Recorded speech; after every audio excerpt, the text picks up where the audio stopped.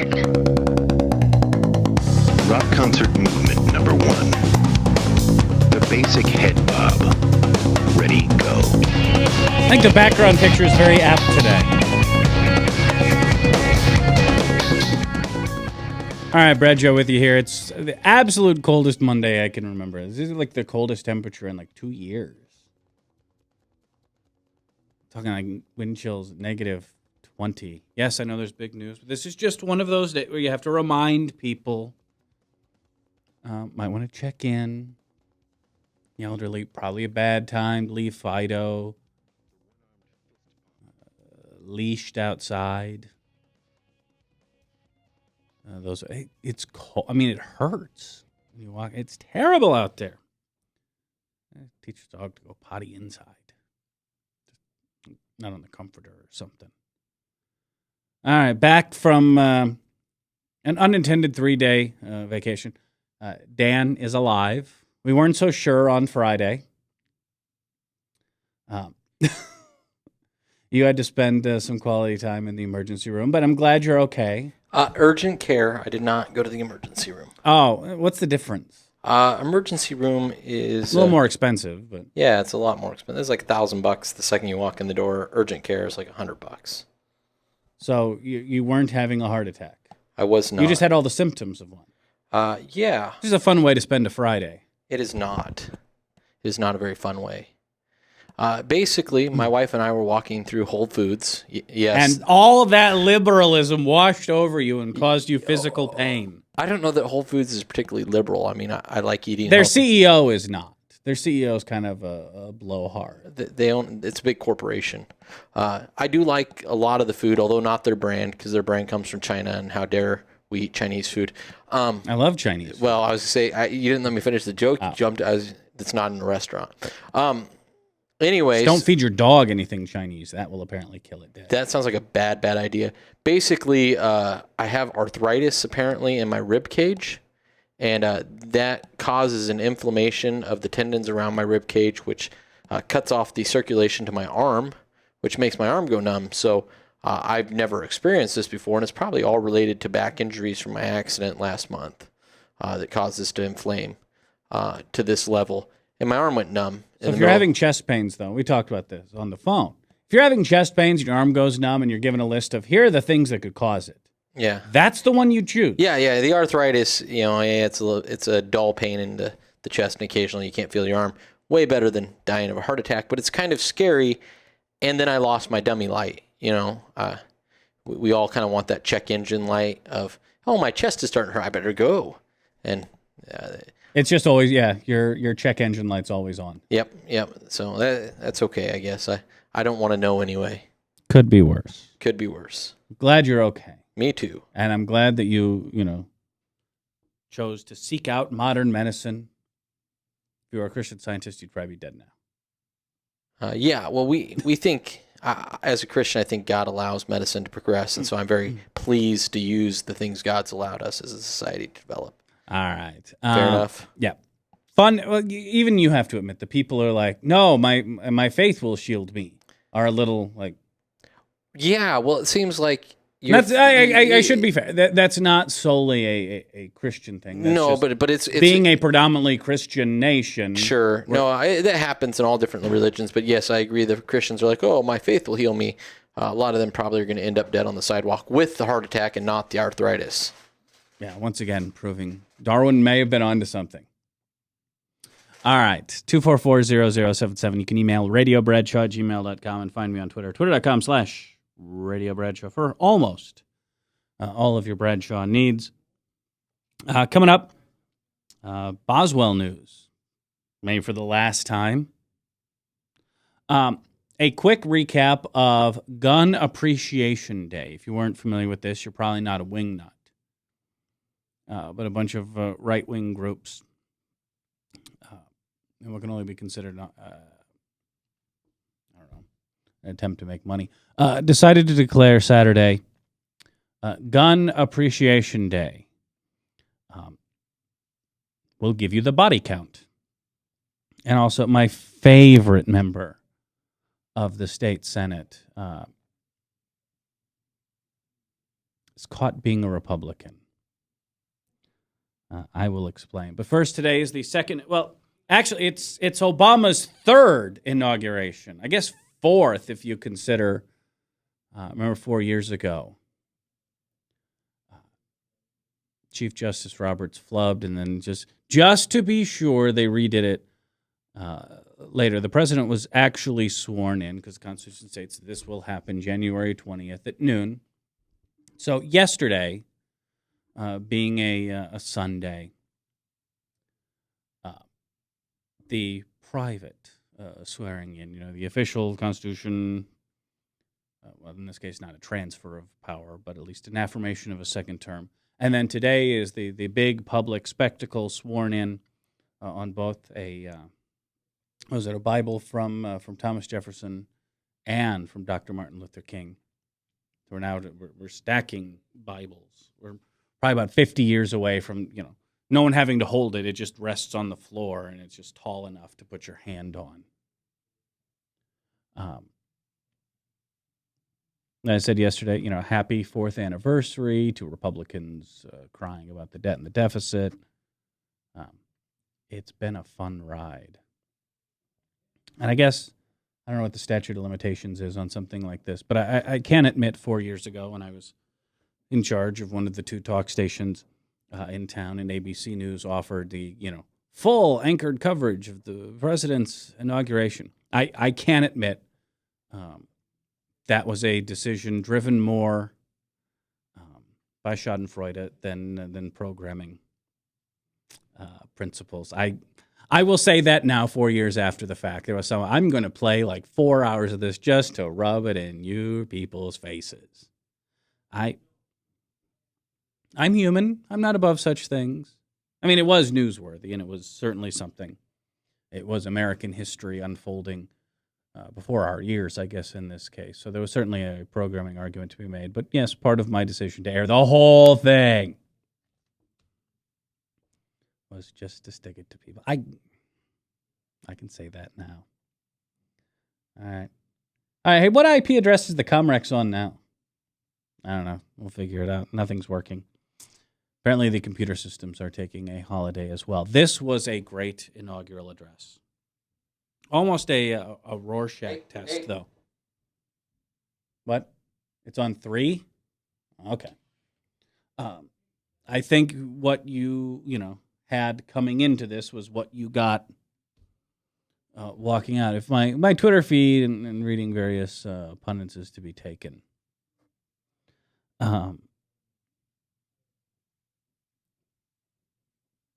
obviously the wingnuts see tyranny and dictatorship, but I think they see that under their bed. Or turns out the monster at the end of the book is actually Barack Hussein Obama, Super Allah. One thing that struck me, and Dan Savage pointed this out, because that was one of those, I'm just kind of listening along. I watched the proceedings, and I was reading something else and had the speech on in the background. And he mentioned, here's the he said, "We the people declare today the most evident of truths, that all of us are created equal. It is the star that guides us still, just as it guided our forebears through Seneca Falls and Selma and Stonewall. I'm 99.9% sure this is the first time that a gay bar has been mentioned by name in an inaugural address. For those of you who aren't familiar, Seneca Falls was about getting women the right to vote. Selma, is there anyone that doesn't know that story? And Stonewall is the name of a mob bar in New York City. Well, it was a mob bar. Back in the late 60s, it was the site of the Stonewall riots. We've all seen, the stories of bars during Prohibition. Right, everything's it's not marked. It's kind of hidden. You got it. There's a little peephole in the door, and they check you out, and they decide whether to let you in or not. Gay bars were still like that, well, into 1969, and they were constantly being raided. It was a regular event until finally it was a raid gone wrong that turned into a riot at the Stonewall Inn in New York City, and it was the start of the gay rights movement. That was we're not going to take this anymore. The police, the NYPD, had, I don't know what the exact name of it was, but it was basically, the morality police who would come and arrest patrons. Like, if you were a dude wearing a dress, that meant a night in jail if you were caught. You weren't allowed. By the way, to see that specifically mentioned by Obama, and I would love to have seen the conversation when the speechwriters decided to throw that one in there. I would have loved to hear the deliberation. Anytime you have statements like that in an inaugural, there's always going to be the back and forth, and one group says this, one group says that. I would love to have heard the deliberations on that line, and it is a great one, if only because it ties these struggles together, and it takes, in the case of civil rights, for those of us above the Mason-Dixon line, or women's suffrage, for those of us who don't post on Free Republic. These were, contentious issues. These were national debates. These were, big fights that are now taken as well, who's not against, racism? The answer is the South. Who still finds interracial marriage abhorrent? The South. They're taken as duh. And this was, the argument made during, just for one example, the same-sex marriage arguments here in the state of Iowa. After the Supreme Court ruled unanimously, everyone, on the right was freaking out. And my first thought was, God, your grandparents or your grandkids are going to look at you and go, what? There's no shortage of pictures and video from down south in the 1960s when the powers that be, had no problem bringing out dogs and fire hoses. And there was even, the more respectable side that would just stand around, with, no race mixing ever signs. And, think of those people today. I hope a number of them are still alive to enjoy today's festivities, because this is something that came up, in the election, and I don't know how much this was an active concern for the president and his, inner circle, but I think there's something to it historically. Is that for a while it was one thing to be elected America's first black president, considering our nation's original sin of slavery and the price we paid to rid ourselves of that, and the after effects. Some gross, some subtle,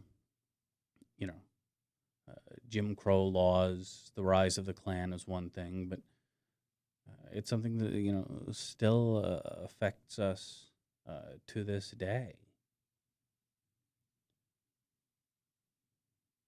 We still see banks redlining, or as Wells Fargo called it, the stagecoach to hell. They find they were taking minority applicants who applied for prime loans and shoving them into the more lucrative for themselves subprime. So it's something, again, in ways both gross and subtle is still with us. And the president, understood that it wasn't just winning that first term; it was winning the second term. It was the validation of the first win. It was the avoiding. We tried it; it didn't work. Maybe they just, with apologies to Al Campanis, don't have the faculties for this. So this was certainly the historical stamp. And I think that it's telling that this was a far more, again, I think it's a Rorschach test, but what I saw was a far more, liberal speech than the first inaugural. Some of the mentions we saw, Stonewall, that's a big one. But going through, it was a lot, we the people together. How we are not, in fact, masters of our own destiny, and through no fault of your own, you can find yourself, jobless, penniless, and this is why we have a safety net.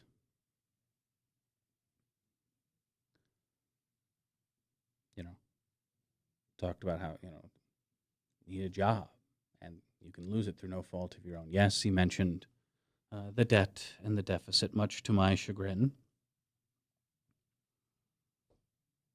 But it was we the people, and we need to live up to those, ideals. So, still not sure about the inaugural poetry. Never really picked that up. Kelly Clarkson, Beyonce.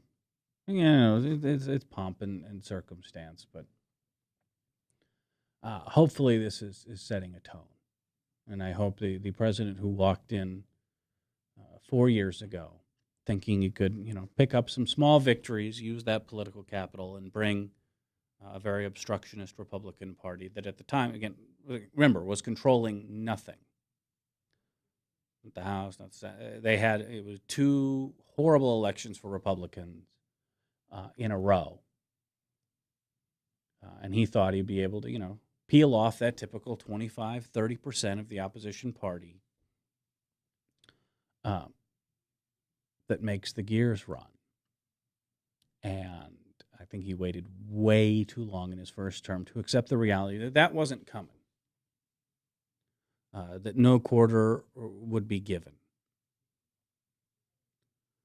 Very slow to react, which is weird compared to, campaign Obama, which, campaign would turn on a dime. It was one of the most limber operations of that size I think politics has ever seen.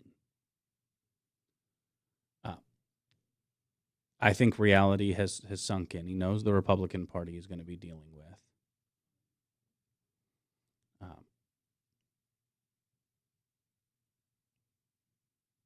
Hopefully that translates into, not fights for fight's sake, but even Republicans are coming to the realization that the more they talk, more people don't like them.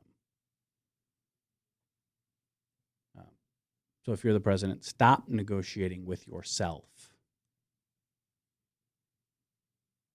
and start making Republicans stand up and tell the American people exactly what they want. And understand all too well the reason Republicans don't want to do that. All right, 244-0077. Email radiobradshaw@gmail.com and follow me on Twitter.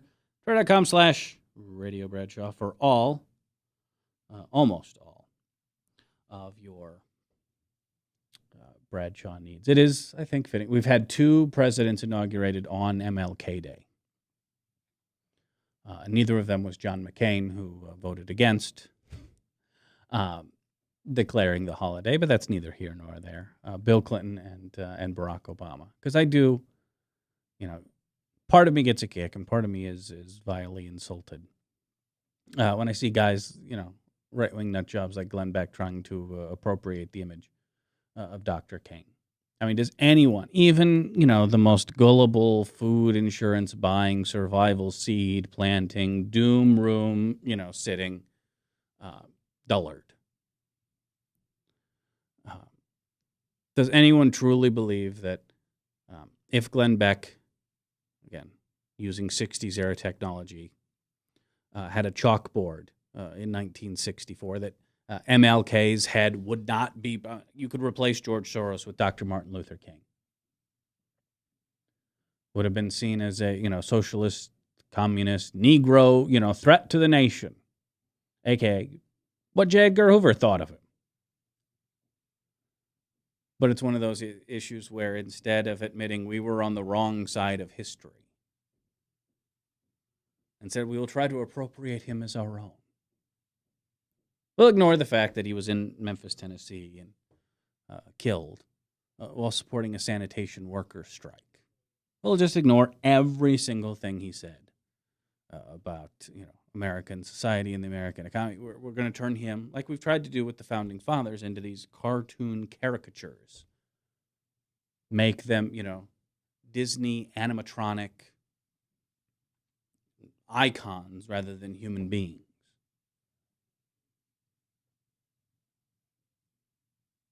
So America's first black president is sworn in. Again, the stamp, I guess, the historical stamp on MLK Day isn't for nothing.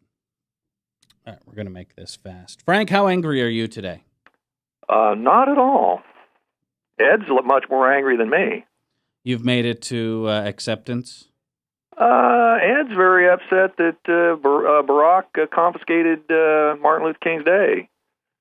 I really don't care. The only thing that would be more apropos in my mind, as I told him, is if the Nobel Peace Laureate would drop a drone strike on somebody and honor the man of peace, Martin Luther King, by some deaths today. That would probably, be quite fitting. Oh, I'm sure that's happening somewhere in the nation right now. Well, especially when they find the folks behind the Algerian gas plant hostage situation. I don't know if it's happening to other people mostly, so it's not something we pay a lot of attention to. I followed that story real close yet. But 37 people are dead. 5 are still. How many Americans? Missing. I believe 3 Americans. Well, I know at last I heard there was 1. Were confirmed dead. But for those of you who don't, I guess, watch Al Jazeera or CNN International, Algerian Islamist rebels took over a portion of a natural gas complex, and the response was very Jimmy Carter-ish. Well, I got a couple. In which it failed miserably, and most of the hostages I got a couple things were killed. One real quick. To all the people who thought it was a no-brainer, by the way, to send, SEAL Team 6 in to get Osama bin Laden. This is the reality. This is the other side of the coin. Everyone in hindsight is more than willing to say, of course I would. My testicles are this big. But when it goes wrong, it goes really wrong. And can you imagine if President Obama had authorized and carried out this raid that ended up with most of the hostages being killed? Can you imagine what the right wing would do? After 4 hours after news of that broke, every right-wing commentator in this country would have to call their doctor. If his intentions was in the right place, I'd pat him on the back because I have supported him on some of his efforts against terrorism. I happen to think that when you get in the office and you're faced with the reality of the threats against national security, I think the labels of liberal and conservative go out the window because I don't think but that doesn't wants happen. To be the Steve Bartman.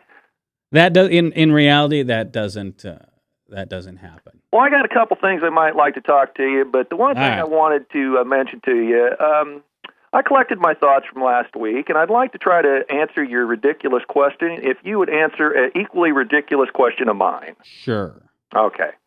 We left it hanging last week that you were asking me if yelling fire in a movie, if I thought yelling fire in a movie theater was protected speech. We didn't leave it hanging. You wouldn't answer. Well, I had a because it disavowed your point. No, well, let me make my point, and we'll see if we come to agreement. Strictly speaking, free speech is free speech in my mind. I don't think there should be any quantifications on free speech. All right, so I can libel you and slander you in public. That's fine. But if society wants to come together and collectively say, we're going to police ourselves by putting some restrictions on speech, I am okay with that to a point. Well, and that's what we do, and I would agree. But here's my ridiculous question back to you. All right. You being someone who makes his livelihood on the air, do you want any dictator-in-chief, a Republican or Democrat, unilaterally saying what he feels free speech should be without the will of the people being involved? And this is where I get my underwear in a bunch over executive order. I disagree. There are strict bounds as to what the executive branch is allowed to do on its own. And I know you're referencing the Obama executive orders and the Joe Biden Commission gun plan. What specifics in there don't you like, don't you agree with, and don't think should happen? Well, as I told you, Charles Krauthammer says there are a lot to do about nothing. I don't necessarily... Okay. But again, where's the umbrage, though? Where's the upset? I don't particularly like some idea that curtailing your amount of bullets that you can carry. I don't think the amount of bullets, would one death be any better than 100 deaths? Would one child... Well, no, obviously you don't want anyone to die, but when someone decides that they're going to punch their own ticket or go out in a blaze of glory... Which leads it's having a 30-round clip versus 10. And by the way, a majority of Americans, a majority of NRA members, Dick Cheney and I are all on the side of limiting magazine capacity. If Adam Lanza had got behind the wheel of a 30,000-pound dump truck or had sent a letter filled with anthrax or got in with some type of explosive device, would you be today asking for restrictions on driving trucks? Would you be asking on restrictions? You see what I'm saying? I know. I've heard the stupid point before. What is the purpose of a truck? But what I'm saying what is the purpose of a gun? What is the purpose of a bullet? What is the purpose? There's no reason, to fight, other than extremism. There's no reason to fight a ban on armor-piercing rounds. For civilian use. You're a baseball fan. Deer, quail, and in the state of Iowa, doves don't wear Kevlar jackets. You're a baseball fan. Donnie Moore, as a result of losing probably the 6th game of the championship series, I would be okay with banning the Boston Red Sox. The Boston Red Sox later on committed suicide over. If somebody was to throw a pitch in and hit somebody in the head and kill him, would you want to then restrict baseball? No, I believe that Carl Mays should be a free man. He actually did that. Okay. So killed Ray Chapman. I am saying that these restrictions, I don't see nothing precisely offensive about any of them. Then why all the uproar? Is it just that Obama is doing something, therefore it must be bad? Or the flip side to it is the NRA, again, works for gun manufacturers, not gun owners, not hunters, not even gun enthusiasts. They promote the agenda of gun manufacturers. Okay. And by the way, they're very good at it. Let me mention doctors before I forget, because I don't want to have another episode of brain fade like I had last week. Going back to my point on free speech, what was brain locking me is I wanted to go down a road, and I wasn't totally prepared to go down that road. But you talked about threats, you talked about hate speech, you talked about speech in general. It gets into a technical, difficult area of preemption. Because if you're going to have a doctor report to somebody and ask a question about a gun in a doctor's visit, what does that, in other words, we have this presumed right of privacy, quote unquote, that abortion was based on, that you go into a doctor's office or you go into a lawyer's office, you've got this presumed privacy where you can speak. But now we're going to take speech, and we're now going to preempt speech because somebody's speech may appear threatening, so we may have to do something with that person before they act out on that speech. Well, now you're confusing two separate issues. Yes, if you make threats, if you, for example, if you what you tell your psychiatrist, and Frank, if you don't have one, I highly recommend getting one, even though you don't have insurance, find a way. What you tell them is privileged. They cannot divulge it to another. However, if you talk about your intent to do harm to someone or commit a crime, but they are compelled to report that. Is free speech free speech? Yes. Well, in the strict sense of the word, it is. But it's a null question that doesn't mean anything. But sure, but that doesn't mean we don't put limits. Let me ask you a question. Let me ask you a silly question. What if same way with guns? You have a right. What if somebody was to yell fire in a movie theater and everybody exited safely and nobody got hurt? What would happen? You would you would get in trouble for yelling. Would you get in trouble anyway? Yes. Because we don't base it just on the consequences. If I go into a school and shoot 1,000 rounds and don't hit anybody, do I just get to walk away free? No harm done. You're apparently attempting to murder somebody. So why would you yell fire in a crowded movie theater for no reason? You were attempting to start a riot. You were attempting. What if you're not attempting to start a riot? See, a riot. What other purpose would there be for yelling fire? The individuals that's hearing the speech, correct? What would another purpose of yelling fire in a crowded movie theater be? Well, I agree with you. I'm not going to argue this point any farther because I agree. If society wants to put on these restrictions, I think that it's their right to. If they want to collectively come together and do it, I'm fine. We know it's our right to. We do it. But I simply return the question to you. Do you want somebody unilaterally deciding what it's okay for you, somebody who makes their livelihood on air, to determine what's free speech? No, Lincoln was wrong. Would you want Are you familiar with the Alien and Sedition Act? Dan, for example, to say, Bradshaw, no, you can't say this or you can say that. Do you want anybody to put those restrictions on you? Well, I voluntarily signed up for that when I got an FCC license when I was, 17 years old. Okay, so by the way, when I signed the log at a commercial radio station, subject to FCC, jurisdiction, I did sign up for. Not only could I not use the 7 dirty words. Yeah, that's. I could not do, for example, payola. I couldn't take $1,000 from Kelly Clarkson's record label. I couldn't take $5. I couldn't take a stick of gum and play her record without, disclosing that this was a commercial enterprise. Now, does the internet fall under those same guidelines? The internet is still in its wild, wild west phase. You can say just about anything. Ask Hence, the folks Bradshaw's on it. Yeah. So, but on the same flip side, yeah, you know what? Your anti-abortion groups will put their doctor hit lists up there, and there's not a whole heck of a lot anyone can do about it. You're willing to police yourself. Am I getting that? I've always policed myself. Okay. As far as language goes. However, understanding, for example, the broadcast industry, if there weren't rules against it and Rupert Murdoch think it would make him $5 extra, all right, he would replace in a heartbeat next week's episode of The New Girl with a episode of The Nude Girl, Gangbang Bukkake edition. He absolutely would, because Rupert Murdoch's in it for the buck. We have restrictions on that if you want to use a public broadcasting license.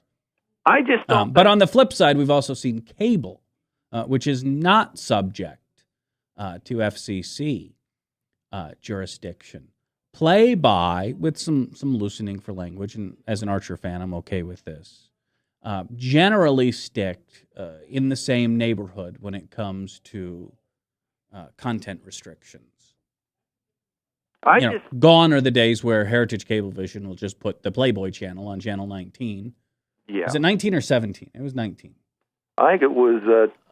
It was 19 because it was during the day. It would be those video classified ads. What kind of pervert knows the answer to that? And then at 7, anyone who grew up with Heritage Cablevision in Des Moines in the 1980s. I did not. It later become the Encore channel.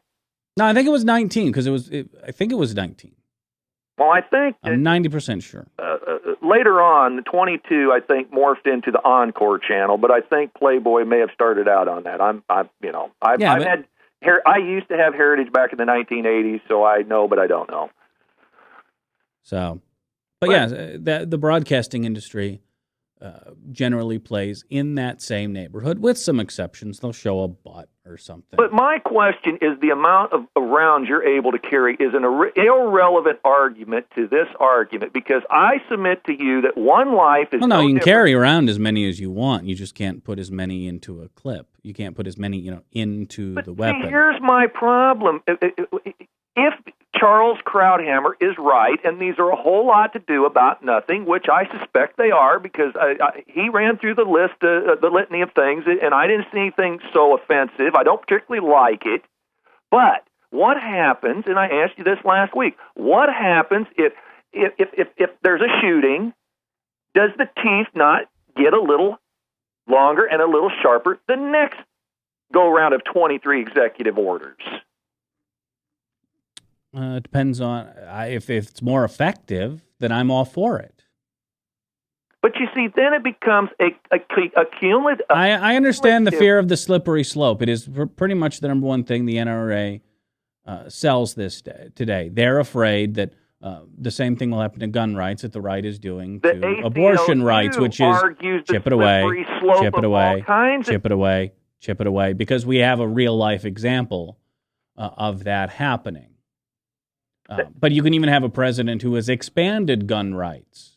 If you ever want to take your weapon into a federal park, you can thank Obama for your ability to do that. They're still no matter what he does, the conspiracy is going to be there. Would you agree that there's an element, not widespread, but would you agree there's an element of society that wouldn't hurt their feelings to see all guns banned, period? I'm sure there are people like that out there. Now, I can't name any of these characters, just as I can't name any people of the members of NAMBLA, but they're out there. Yeah. There's NAMBLA members out there who would like to see man-child relationships legalized. I don't know their names. Mark I'm Foley. not an idiot because I don't know their names. Republican Congressman Mark Foley. Okay. There's one. Equally so, I'm sure there's people out there, I'm positive there's people out there who would like to curtail guns altogether. Now, my feeling is when they come after the multi-clip, then they can't stop there if something else happens. They're going to have to come after the semi-automatics. Then they're going to have to come after the single-shot shotgun. Then pretty soon you're going to be standing there with a brick and a knife in your hand, and they'll come after the brick and the knife. I don't know, man. The states, like Australia, who did this recently. They did it in the late 1990s. And saw a big drop in gun violence, lo and behold. They did gun buybacks, which is probably a smart thing. But let me Saturday was Gun Appreciation Day nationwide. Frank, you know what the body count was? No. 32 dead, 47 wounded, including, by the way, 5 different people shot at gun shows throughout the country. If only there had been good people with guns there to stop those shootings. I'm not going to lay no conspiracy. I was waiting for you to bring that up. Cracked me up. I have no rebuttal for that. There was 5 people. 5 people shot at gun shows, shows on Gun Appreciation One Day. of the guys was unloading his taking his shotgun out of the thing. Hold on, Frank. Okay. One of the guys was taking his shotgun out of a case and shot 3 people. And that was the Raleigh, North Carolina. What kind of dummy doesn't unload their gun before they get to the gun show? That was the Dixie Gun and Knife Show. Okay, let me ask you something equally absurd as that. Why is it the very day that Joe Biden was holding some type of suggestion commission on what to do, why was there a shooting on that exact day? Why now? Because there have been these shootings nonstop. You don't end up with 30,000 gun deaths. All right? They don't just happen magically. Now, we only pay attention here in short attention span theater, we like to call America. All right? When a school gets shot up or a bus gets shot up or someone blows up a bus full of nuns. But this is an everyday occurrence. This happens every day. Okay, I was wondering. In addition to, the, sheriff who leaves his guns laying around in his garage to get stolen, or maybe my favorite, in Michigan, an armed security officer at a charter school there just left his gun in the restroom, just forgot it. In the same restroom that 5-year-olds use, and Lord knows if there's a group that's responsible with guns, it's 5-year-olds. Look, I'm not going to get into any conspiracy theories like Anderson Cooper had some people on his show talking about this was all a staged attack. I'm not. Yeah, that's the Alex Jones. I mean, that's the last fallback of the NRA. Let me ask you this simple type. Well, hold on. We actually have Sandy Hook truthers. Okay. In this country. But I told you the story on Thursday of the man who took in 6 kids and a bus driver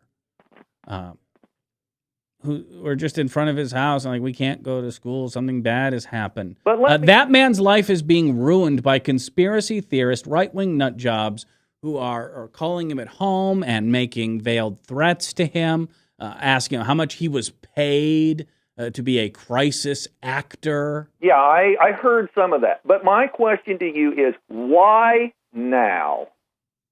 You see, the idea has been floated since... That was the question Jake Tapper asked the president when he held his press conference, saying that this was the 4th time I've had to do this.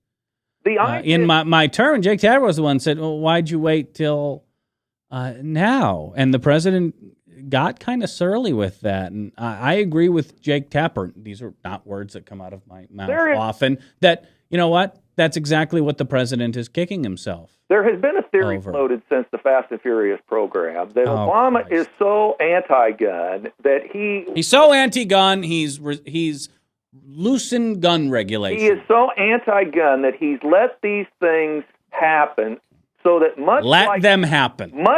How did the president No, because you're going down a stupid road. No. Tell me, before you continue, how did the president allow Sandy Hook to happen? Your words. Sandy Hook. Was not referring to Sandy Hook. I was talking about Fast and Furious. Okay, so when the Bush administration did Operation, Quarterback? Was that a conspiracy to limit gun rights? Obama had to make a distinct decision to carry on that program. Okay, Obama didn't make the decision. Even Republicans admit this. All right, if he did, he didn't. Let's find out. Even Eric Holder, all right, didn't make the decision. But the point Even Republicans had to admit this. So when Operation Quarterback, do you believe a conspiracy to help curtail gun rights in America when the Bush administration did it? But it magically became one when Team Obama did it. All right, when the Justice Department under Obama did the same thing. Did Bush let walk kill a border agent? But no. You're not talking about results. You're talking about intentions.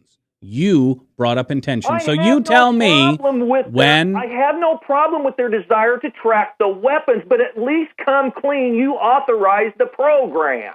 Don't try to have your cake and eat it too. Don't sit there and try to say, well, this is terrible and I didn't authorize it, but Bush done it and we're just continuing the Bush program. That's eating your cake. That's having your I'm not a huge fan of gun walking. I'm not a law enforcement professional, so I can't tell you the research behind doing it. But much like Karl Marx, the theory behind Karl Marx is that you piss the people off in the country so much that they will demand the overthrow of capitalism for socialism. And the same thing Obama is trying with guns is you're going to get the people...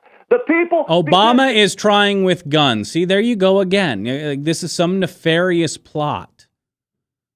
Obama is sending these mass shooters out. Because if we could have a shooting so repulsive that would so repulse the American people, that would finally be the ticket that the people would say, we can't control ourselves. Here, take our guns. 20 kids was killed. Well, I'm sorry. Herod the Great slaughtered more than that trying to kill Jesus. Breathe. And nobody took away swords. Breathe out.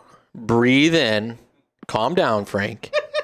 Even the gun guy thinks you're nuts, Frank. I don't know that I think he's nuts, but he definitely needs to take a breath. I'm worried about his heart. I know he's not a young guy. All right, Frank, I got like real news. So Okay. you can go back to InfoWars and Prison Planet and Free Republic and throw out any conspiracy theories you want. Well, Like, Frank wants a show right here, so I was going to butt him up right next to yours. That's Frank, fine. I'll be you- leaving 20 minutes early every day. Hey, Frank, I'll give you a discount Frank? if you can get him to leave 20 minutes early every day. Frank, be gone. Because Did you already hit the red button? I hit the red button. I should have hit the red button 10 minutes ago. But Yeah. again, I've gotten complaints for years from giving Frank any airtime whatsoever because he sounds, wacky and unhinged and just completely, separate from the reality that you and I experience. And I've told every complaint the same thing. He's not. You look in the, Glenn Beckistan and the Hannity verse, or go read the comments section, and even something like Fox Nation. I'm not talking about like the really wacko message boards. For all the internet has done for us, all right. The one horrible thing that is just a natural, it's that, it used to be, if you were the kind of guy, right, who sat around thinking Archie Bunker was just a little too liberal for you, right? If you were the guy who, I really like Nazi stuff. That was generally an opinion you kept to yourself. Then the internet comes along, and lo and behold, there are other people like you, and you will find places to gather. And it's not just right-wing nut jobs. The people who believe. I was born a human, but I actually feel like I'm like an ocelot or something. I'm a cheetah. You'll find that's been the downside to the internet. But these people congregate. And I tell you, Frank is not far off from a Fox News, devotee. Really not. To anyone who believes that racism, for example, is dead in this country, go to Fox Nation, find any article about Michelle Obama that they haven't already turned off the comments section for. And there's a reason Fox News, their website, deleted the comment section. They moved it off to its other own cesspool. Just go read the comments section. Go read what people have to say. Go to Glenn Beck's website, The Blaze. Go find an article on Obama, Eric Holder. The Michelle Obama one's a particular. I don't get the white hot like rage that Michelle Obama brings, but for whatever reason, she is a target to these people. Frank is not that outside. And what he's saying there, is just a few degrees off what Wayne LaPierre, spokesperson for the NRA, says himself. And they say, we want to bring both sides to debate. In theory, that's great when both sides have something to contribute. Unfortunately, the right wing, all too often these days, has nothing more than that. All right, real quick, because I didn't get a chance to do this Friday because Dan was dying. But now that he's alive, I feel safe throwing this out here. And I've talked probably too much about how just the conservative movement as we see it today is nothing more than an elaborate three-card Monte, MLM scheme.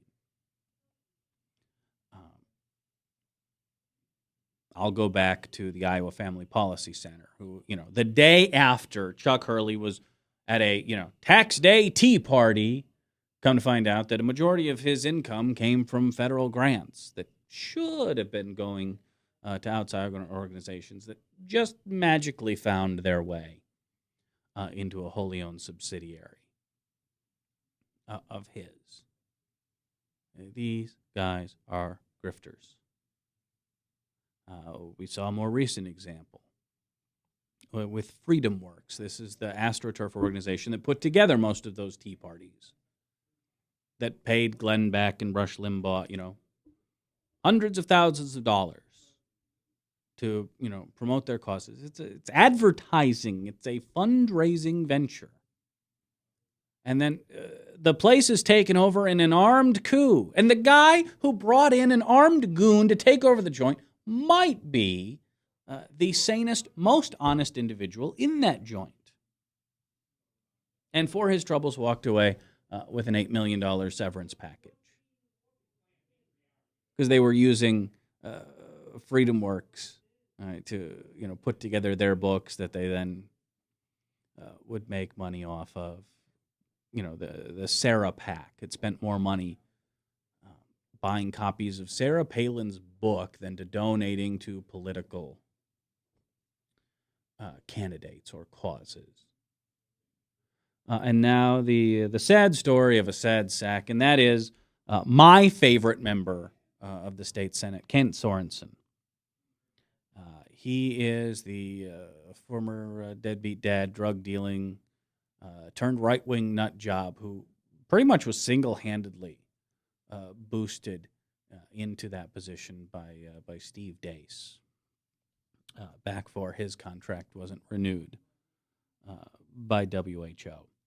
And this sort of thing I don't think is rare. What's rare is someone decides to air the dirty laundry. And here's what happened. For approximately 35 minutes, Michelle Bachmann was seen as a serious contender for the presidency of the United States. Mostly as a joke, but we just kind of went with it. She did win the Ames straw poll, which shows you how important winning that is. But certainly, no finish, faded down the stretch. Didn't come close to winning here in Iowa, and I don't know whether this is... Maybe God told her not to pay her bills because she stiffed a number of vendors and staff here in the state of Iowa. One of whom is Paul Waldron. He was the national field coordinator for the Bachmann campaign from July of 2011 until January of 2012 at the caucuses. In a notarized complaint to the Federal Election Commission, Waldron makes almost a death blossom of ethics complaints and violations via the Bachmann campaign.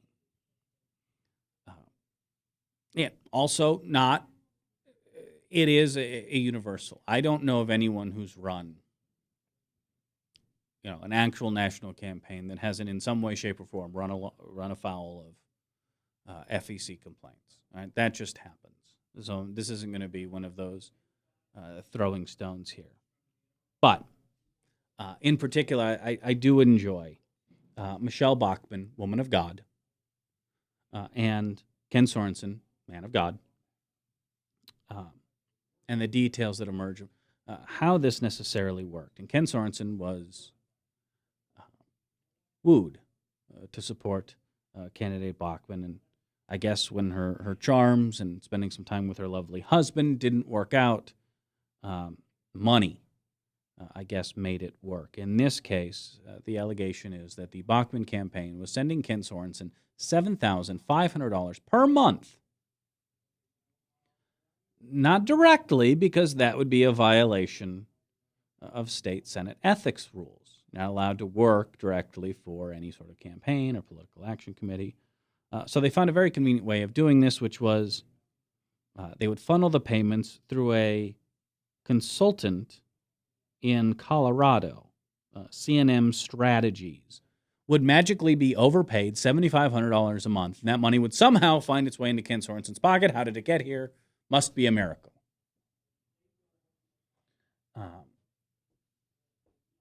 Not that uncommon again, but it is funny again.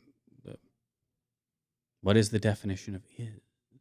I think is going to come up in the questioning of Ken Sorensen. And it ties in because when he jumped, right before the Iowa caucus, paragon of virtue, Ken Sorensen jumped to the paragon of raw milk, Ron Paul. And at the time, Bachman staffers went mad that the Ron Paul people had paid off Ken Sorensen to jump ship. And then, according to Waldron, those complaints stopped almost immediately once the Bachman people realized that they were doing the same thing. And it was the Iowa Republican, of all places, who put out the talk on the town, is that the Ron Paul brigade actually were the ones who dropped $30,000 on Ken Sorensen to get his support. How many gallons of raw milk is that? I don't know. What does raw milk go for these days? How many gallons would it take to pay off the $30,000? What is the current price of gold? How many gold doubloons is that? I understand. In an Iowa political operative, you have a lot of people coming after you support, and you can really, cut your own deal and do all that sort of stuff. But I mean, how many campaign events did Ken Sorensen speak at for Michelle Bachmann? How many public appearances did he make for Ron Paul? Preaching, values and conservative principles, and at the end of the day, it was nothing more than, big hit, happy body. When it comes to Ken Sorensen. And I know you're saying, Ken Sorensen run afoul of the law? That would never happen.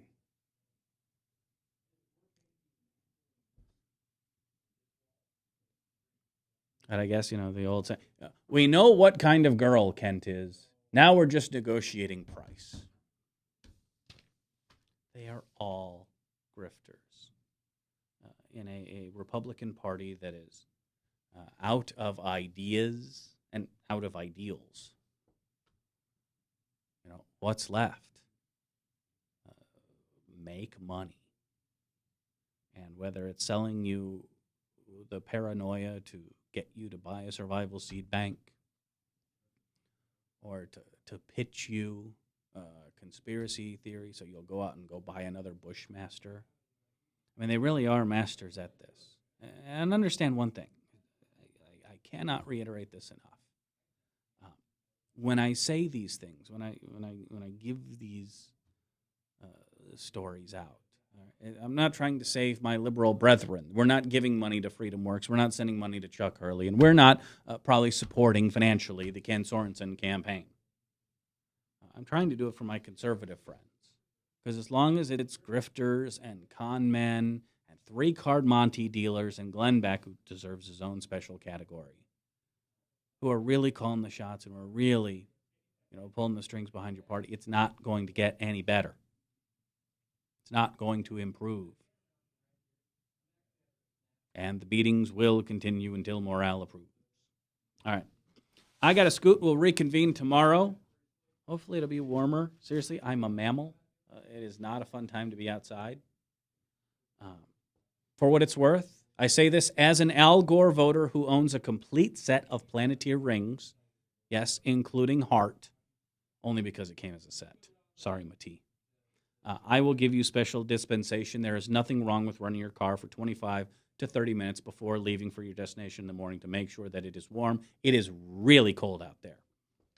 So stay warm, stay safe, and we will reconvene tomorrow at 1:30 here on The Bradshaw Show.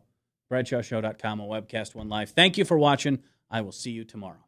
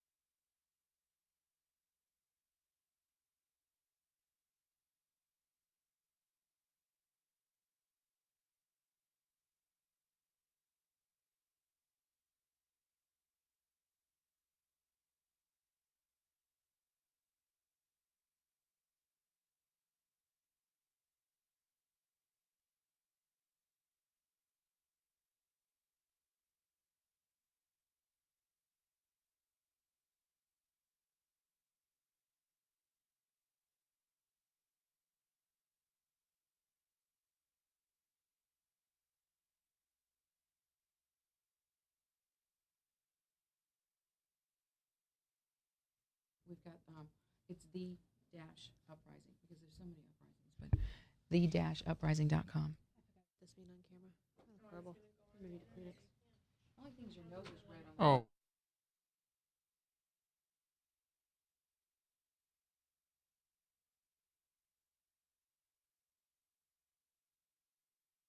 Can you hear me? Testing.